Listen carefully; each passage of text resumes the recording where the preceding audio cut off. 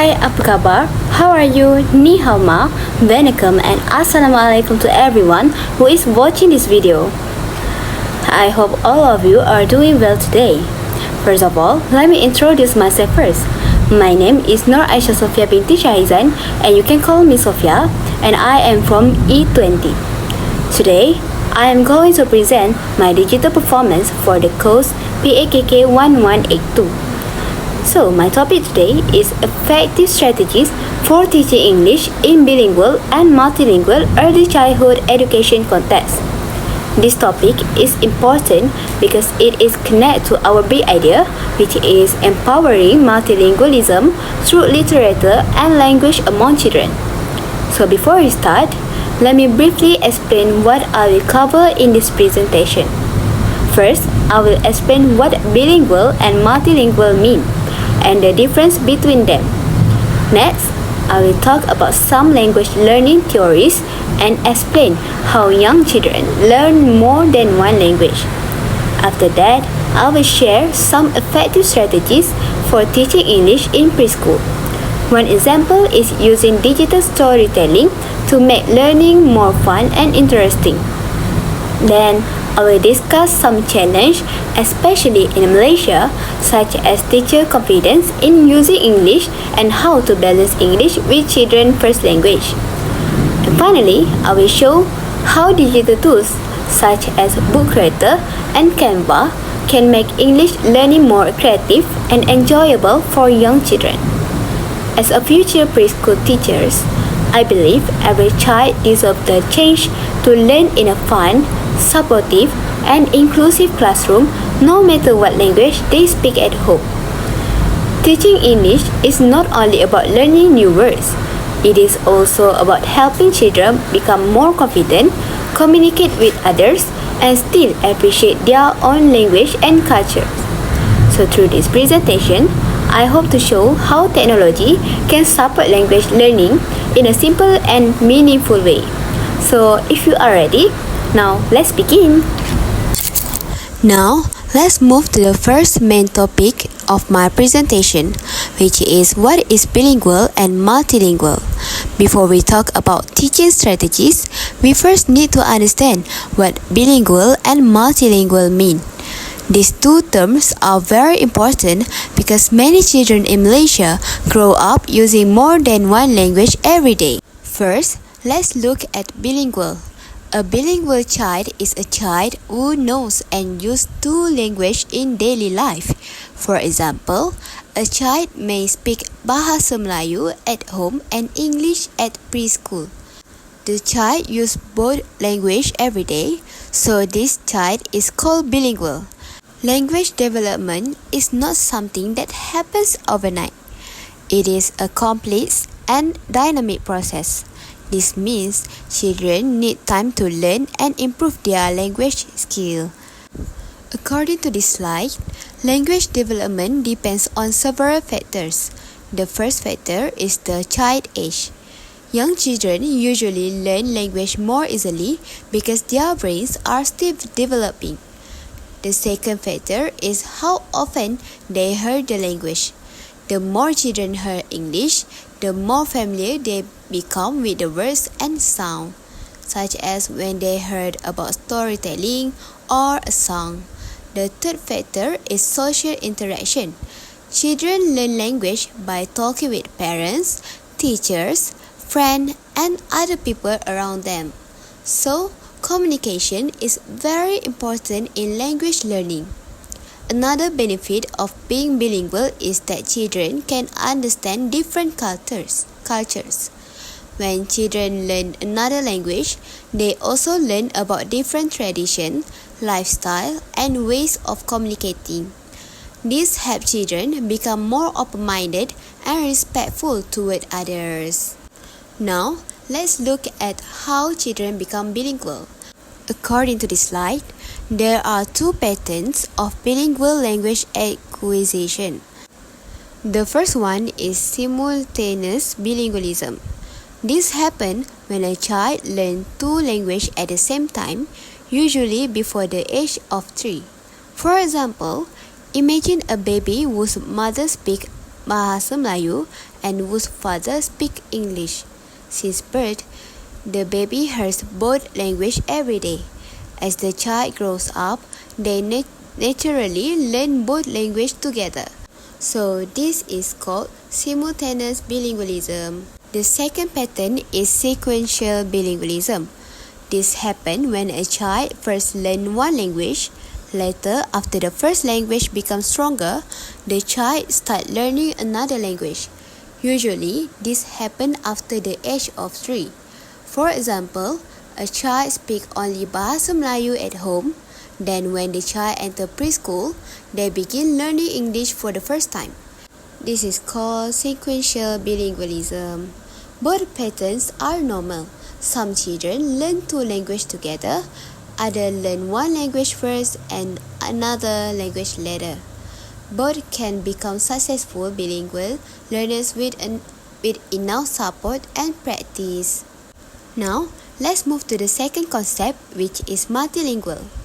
A multilingual learner is a child who learns 2 or more languages. This means the child is learning several languages at the same time. For example, in Malaysia, this is very common. A child may speak Mandarin with grandparents, they speak Bahasa Melayu with neighbors or friends, then they learn English at preschool. So this child is not only bilingual but also multilingual.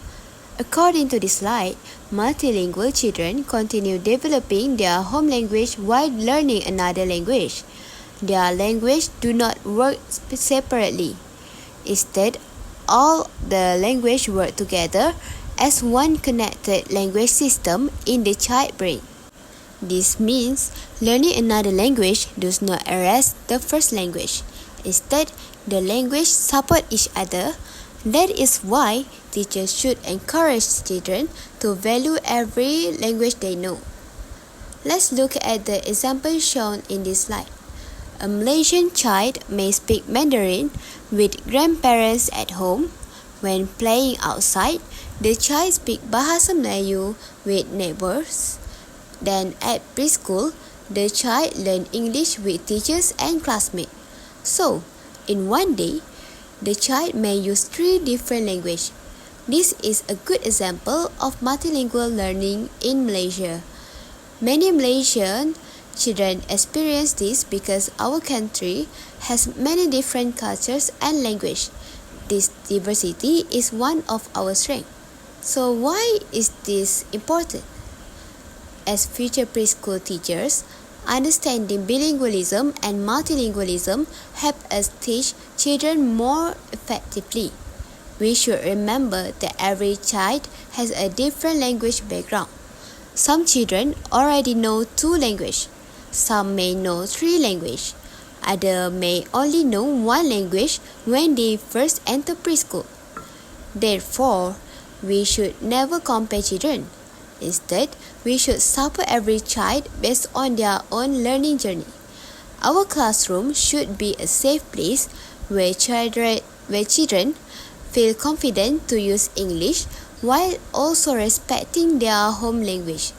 When children feel accepted, they become more willing to communicate and learn. So in Malaysia, multilingual classrooms are very common. This is because children come from different ethnic groups and families. Some speak Malay, some speak Mandarin, and some speak Tamil. Others may speak indigenous language or English at home. Because of this, teachers need to understand children's language background before planning lesson. By doing this, teachers can create activities that include every child and make learning more meaningful. Alright, now let's see vocabulary level. The first thing we need to understand is the understanding is bigger than speaking. Research shows that Malaysian preschoolers understand much more English than they can actually speak. As you can see in the picture, the I understand bubble is very big but the I speak bubble is still small. The second one is early grammar. When they start to speak, they use very simple grammar. They learn to add S for more than one thing. For example, like cats, or ing for action, like speaking or sleeping. For the third one is bridging the gap. If a child doesn't know an English word, they are smart. They will use a Malay word to finish their sentence. For example, a child might say, I see a kucing, or the baby is tidur. We call this strategy to bridge their lexical gap. And the last one is why it matters. Understanding this helps us support children better. We can help with their vocabulary and celebrate every small step they take. So remember this beautiful slogan. Every word they understand today is a word they might say tomorrow. Now, let's look at the next slide, which is play responsive teaching as a strategy. The goal here is to show how teaching and play work together to create meaningful learning. We use two different words in the classroom. The first one is as is for reality. This is the real world where we learn facts. For example, learning that elephants, giraffe, and lion are real animals. For the as if for imagination. This is the word of fantasy. This is where children pretend to be a tiger or a lion. So what are the teacher's roles? In this strategy, I am not just a teacher, I am a participant. I will sit on the floor and play with the children. By playing together, I help them shift between imagination and reality to learn new things. So, the learning for all, this way of teaching is great for linguistic diversity. As you can see, children from different language backgrounds who say hello, ni hao, or apa kabar can all play together. Everyone can join this activity and everyone will gain a knowledge. Alright, now let's move to the next part of my presentation, which is one of the most important parts. In this session, I will explain some effective strategies for teaching English in bilingual and multilingual early childhood classroom. So this strategy can help children enjoy learning English in a fun, meaningful, and stress-free way. The first strategy is digital storytelling. Digital storytelling means we tell stories by using digital tools instead of only reading from a book. For example, we can use pictures, animation, music, sound effects, or short videos to make the story more interesting. Children usually enjoy colorful pictures and funny sounds. Because of that, they pay more attention during the lesson. Instead of only listening, they can also watch, imagine, and understand the story better. According to this slide, digital storytelling mixes traditional storytelling with digital tools like image, graphics, music, and sound. This makes storytelling more entertaining, more exciting, and more interactive. It is almost like watching a short cartoon while learning English. As a result, children become more interested and stay focused for a longer time. Another benefit is that digital storytelling helps improve language acquisition. When children hear the same English words many times in a story, they slowly remember the vocabulary and sentence patterns. They also become more confident to repeat simple words and press. Even simple tools like PowerPoint or Book Creator can make storytelling more fun. As future preschool teachers, we do not need expensive technology. Even simple digital materials can already create a meaningful learning experience. For example, if I want to teach the topic animals, I can create a short digital story about a little rabbit. The children can see the pictures, hear the sound, and repeat simple words like rabbit, jump, and carrot. Learning becomes fun instead of boring. Now, let's look at the second strategy. The second strategy is child-centered learning. This strategy focuses on the child instead of the teachers.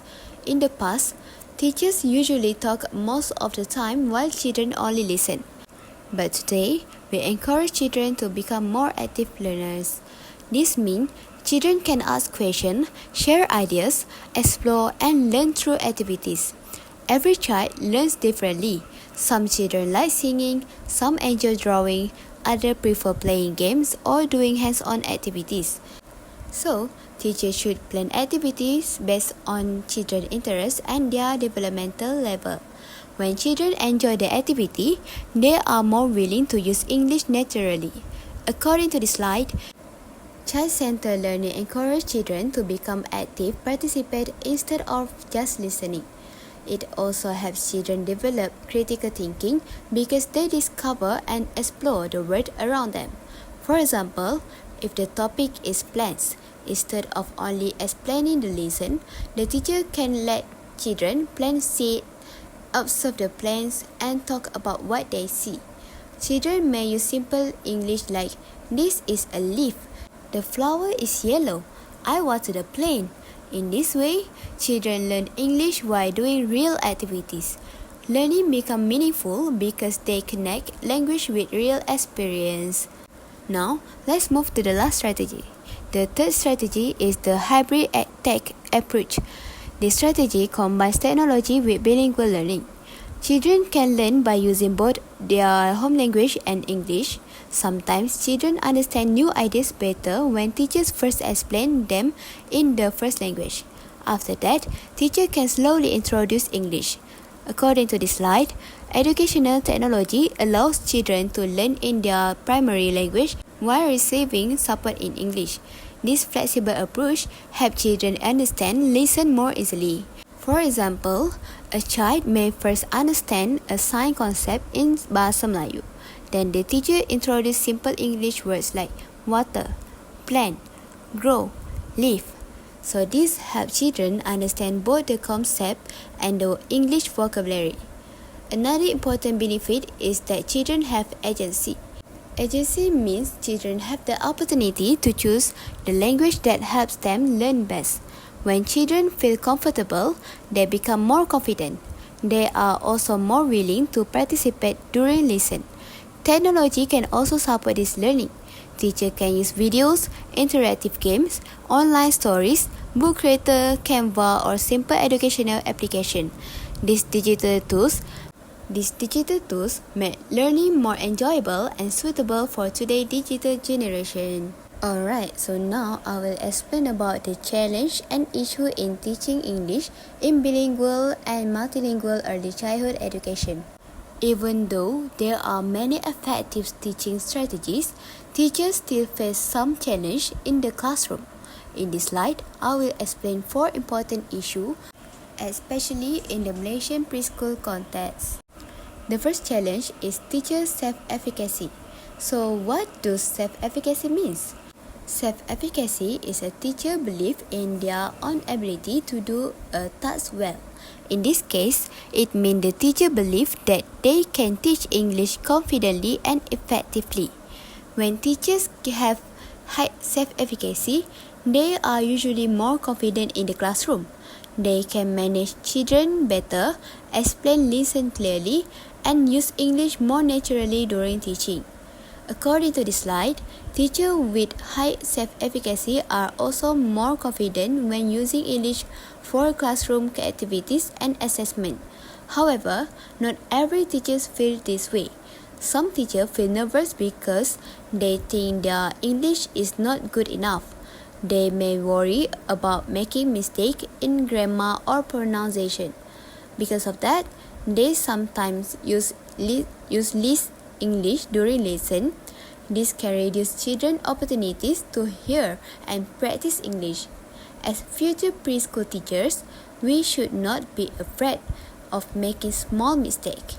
But the most important thing is to keep learning, keep practice, and build our confidence little by little. When teachers are confident, children will also feel more confident to speak English. Now, let's look at the second issue. The second challenge is called the receptive-productive gap.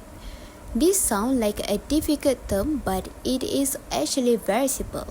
Receptive language means that what children can understand. Productive language means what children can say or speak. According to this slide, many Malaysian preschool children understand English quite well, but they do not always answer in English. For example, a teacher may ask, "What color is this?" The teacher understands the question, but instead of saying it is red, the children may say merah, or they may mix English and Malay.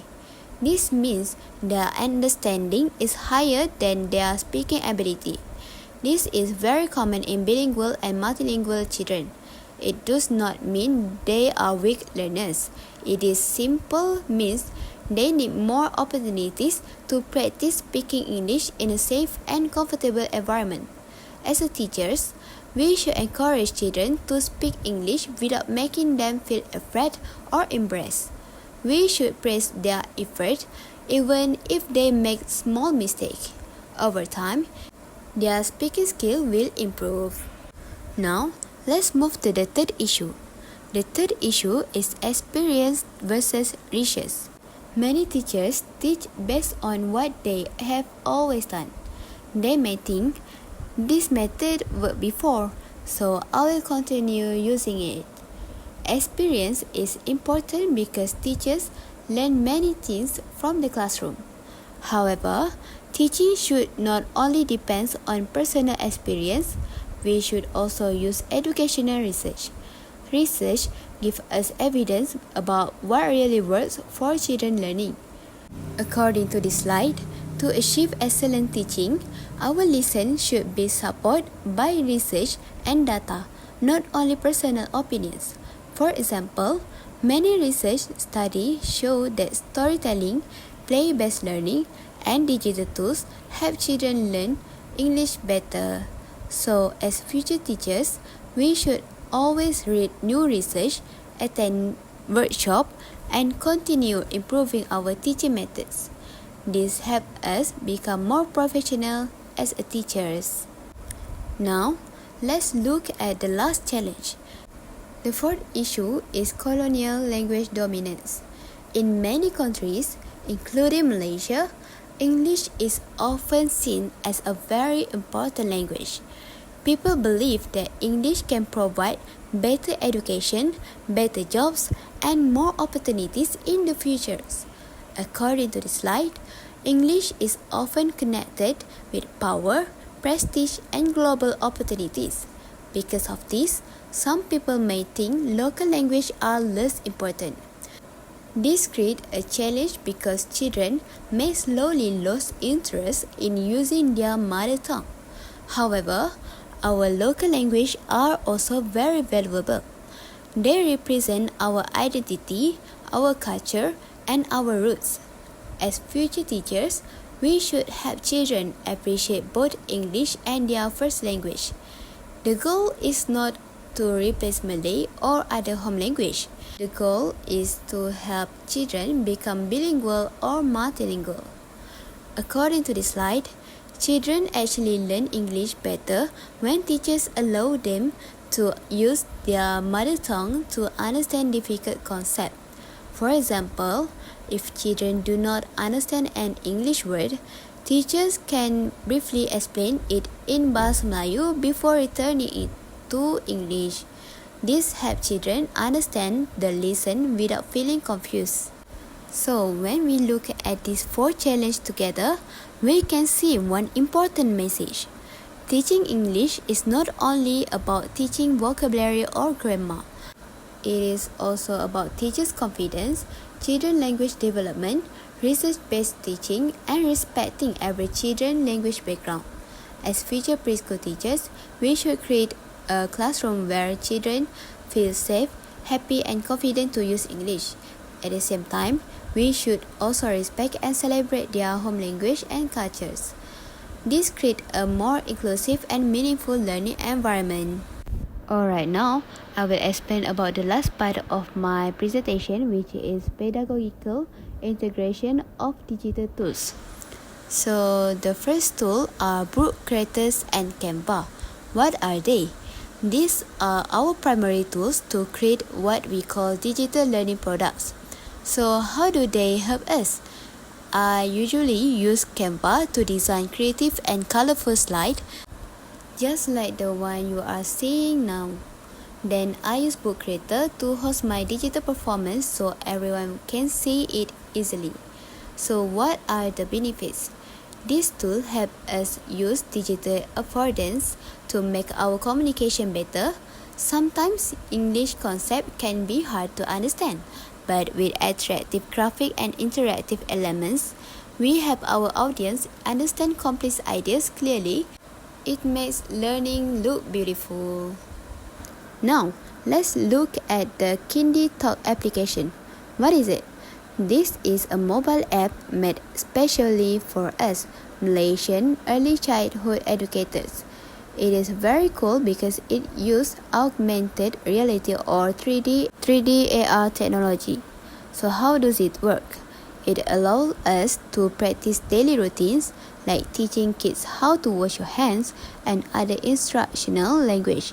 We can practice safely and privately on our phones. So what are the benefits? This app is a lifesaver. It really helps to increase the confidence and English skills of teachers who might feel a bit shy or unready to speak English. When the teacher is confident, the student will be inspired too. The third part is all about interactive apps. For example, we have fun apps like Kahoot, Quizzes, and Duolingo. So how do they work? This app gives children a fun digital experience. They can learn their ABC sound, letter recognition, counting, and even sorting while playing games. For the application of Duolingo, children may learn more than one language in the application, and it's very fun, and I always use the app to learn English more better. So what are the benefits of the interactive apps? These tools create an active learning environment. They help us as teachers with a stronger bond with our children while we talk about the subjects in class, and it makes the classroom a very happy place. In conclusion, remember our slogan: digital tools, meaningful learning, and a brighter futures. By being innovative, creative, and collaborative, we can be guru berdaya, murid berinspirasi, or empowered teachers, inspired students. Let's use technology as a catalyst for education and build a generasi Madani together. Because at the end of the day, a great teacher makes excellent student for a glorious nation. So this is the reference that I read from the article for this slide of my presentation.